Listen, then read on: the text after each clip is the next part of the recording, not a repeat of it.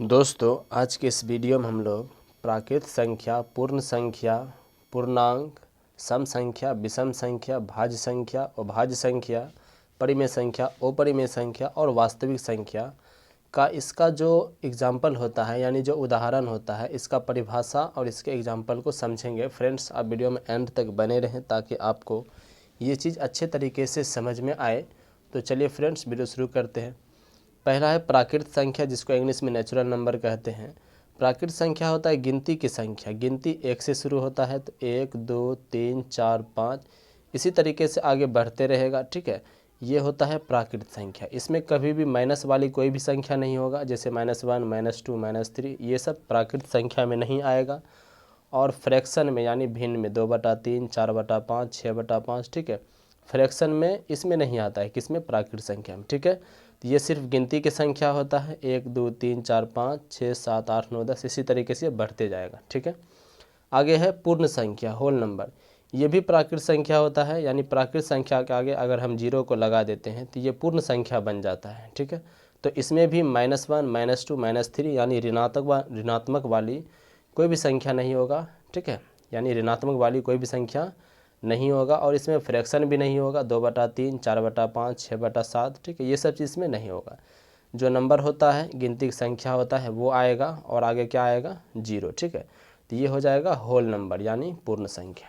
आगे है पूर्णांक, जिसको इंग्लिश में इंटीजर कहते हैं। ठीक है, पूर्णांक में क्या होता है कि -4 -3 -2 -1 0 1 2 3 4। ठीक है, तो 0 के लेफ्ट साइड ये घटते हुए जाएगा, एक एक घटते हुए जाएगा, -1 -2 -3 -4 -5 -6 इसी तरीके से। ठीक है, और इसमें 0 के बाद +1 2 3 4 5 इसी तरीके से ये बढ़ते हुए जाएगा।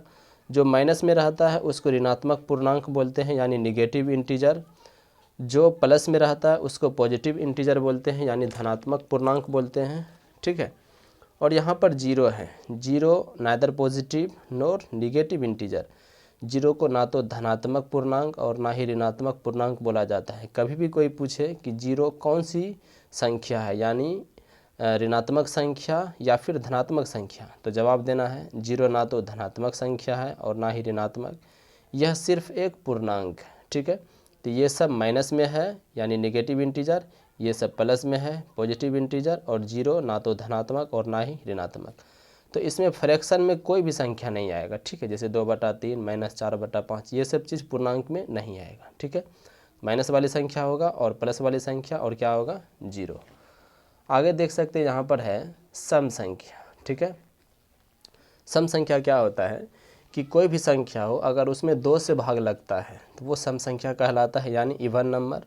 यहाँ पर 2 4 6 8 10 12 ये सब क्या है? सम संख्या, क्योंकि इसमें 2 से भाग लगता है। तो जो भी संख्या में चाहे कितना बड़ा भी कोई भी संख्या क्यों ना हो, अगर उसमें 2 से भाग लगता है, इसका मतलब हुआ कि वो सम संख्या है। ठीक है, आगे है विषम संख्या और नंबर। इसका जस्ट उल्टा होता है। सम संख्या का ये जो विषम संख्या है जस्ट अपोजिट होता है, उल्टा होता है। तो वे सभी संख्या जिसमें 2 से भाग नहीं लगता है वो विषम संख्या होता है, जैसे 1 3 5 7 9 11 13। ठीक है, ये सब क्या होता है? विषम संख्या होता है, यानी कितना बड़ा कोई भी संख्या क्यों ना हो, अगर उसमें 2 से भाग देंगे, अगर भाग पूरा पूरा लग जाए, यानी पूरा पूरा शेषफल बचे, यानी शेषफल क्या बचे? 0, इसका मतलब वो सम संख्या है। अगर शेषफल कुछ बच जाए, यानी शेषफल 1 बच जाए, ठीक है, यानी 2 से उसमें पूरा पूरा भाग नहीं लगे, तो विषम संख्या। अगर भाग लग जाए तो वो क्या हो जाएगा? सम संख्या। ठीक है, आगे क्या है? भाज्य संख्या, जिसको इंग्लिश में कंपोजिट नंबर कहते हैं।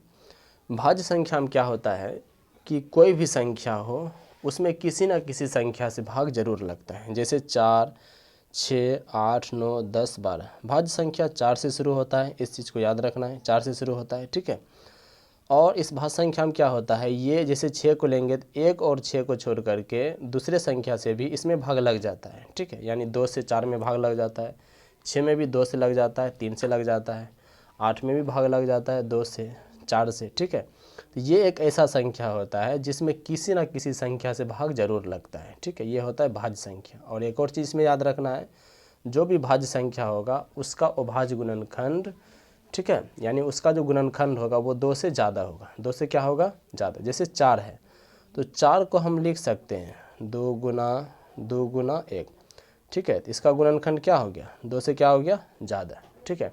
तो जो भी भाज्य संख्या होगा उसका अभाज्य गुणनखंड यानी जो गुणनखंड होगा वो 2 से क्या होगा ज़्यादा।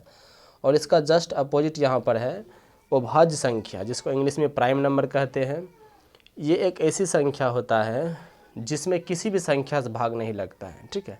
कोई भी संख्या से इसमें भाग नहीं लगेगा। जैसे हम ले लेते हैं, ये 2 से शुरू होता है, सबसे छोटी अभाज्य संख्या अगर कोई पूछे तो 2 होता है, ठीक है। 2, 3, 5, 7, 11, 13, 17, 19, 23, 29, 31, इसी तरीके से ये बढ़ते जाएगा, ठीक है। जैसे हम 19 को ले लेते हैं तो 19 में 1 और 19 को छोड़ करके, ठीक है, किसी भी संख्या से इसमें भाग नहीं लगेगा।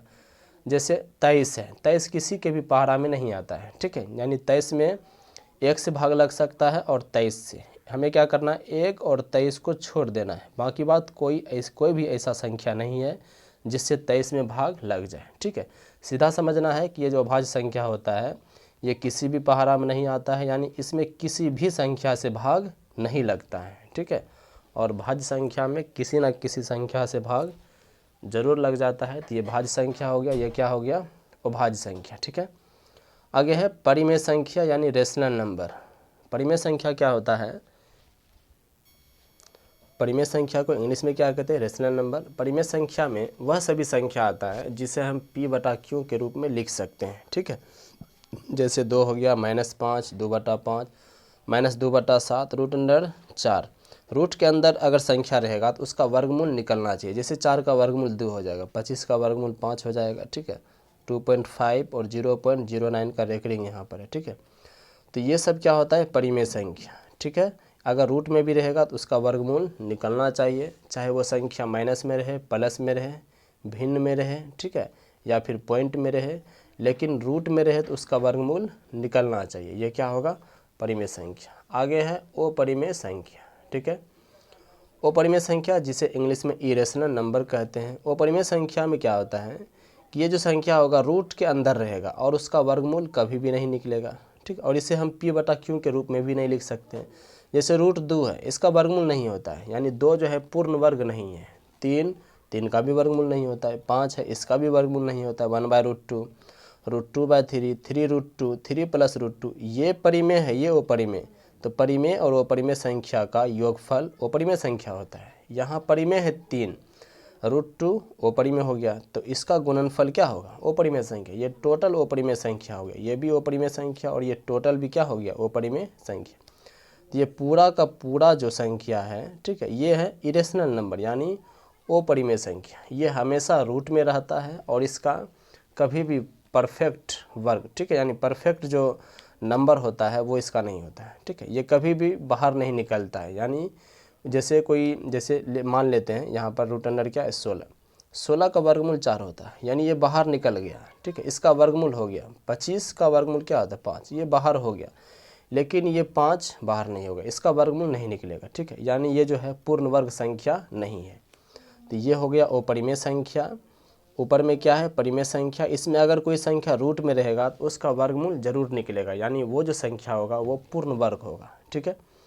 तो आगे देखते हैं वास्तविक संख्या, ये लास्ट रियल नंबर, जिसके इंग्लिश में क्या कहते हैं वास्तविक संख्या को रियल नंबर। ये संख्या क्या होता है, जितने भी परिमेय संख्या है और जितने भी अपरिमेय संख्या है सभी संख्या इसमें शामिल है, ठीक है। सब संख्या को हम क्या कहते हैं वास्तविक संख्या कहते हैं। चाहे वह संख्या प्राकृत संख्या हो, पूर्ण संख्या, पूर्णांक, सम, विषम, भाज्य, अभाज्य, परिमेय, अपरिमेय, ये सारा का सारा संख्या क्या होता है वास्तविक संख्या होता है, ठीक है। चाहे वह संख्या प्लस में रहे, माइनस में रहे, ठीक है, बटे में रहे यानी भिन्न में रहे, रूट में रहे या फिर रूट में ना रहे, ठीक है। पाई भी एक संख्या होता है, पाई को अपरिमेय संख्या होता है, तो अपरिमेय भी एक क्या है वास्तविक संख्या। तो ये सारा का सारा जो संख्या है ये क्या है वास्तविक संख्या है, ठीक है। अब थोड़ा सा यहाँ ये देख लेते हैं कि प्राकृत संख्या को किससे सूचित करते हैं। प्राकृत संख्या को हमेशा n से सूचित किया जाता है, बड़ी N। पूर्ण संख्या को W से सूचित किया जाता है। पूर्णांक को Z से डिनोट किया जाता है, किससे Z से। और सम संख्या को E से डिनोट किया जाता है, विषम संख्या को O से, और भाज्य संख्या को C से, और भाज्य संख्या यानी प्राइम नंबर को P से डिनोट किया जाता है। यही अगर परिमेय संख्या होगा तो उसको Q से सूचित किया जाता है। और वो परिमेय संख्या होगा तो इसको टी से सूचित किया जाता है, और वास्तविक संख्या होगा तो इसको आर से डिनोट किया जाता है। आई होप ये वीडियो आपको पसंद आया होगा फ्रेंड्स। अगर ये वीडियो आपको अच्छा लगा तो वीडियो को लाइक, शेयर और सब्सक्राइब जरूर करें फ्रेंड्स। मिलते हैं अगले वीडियो में।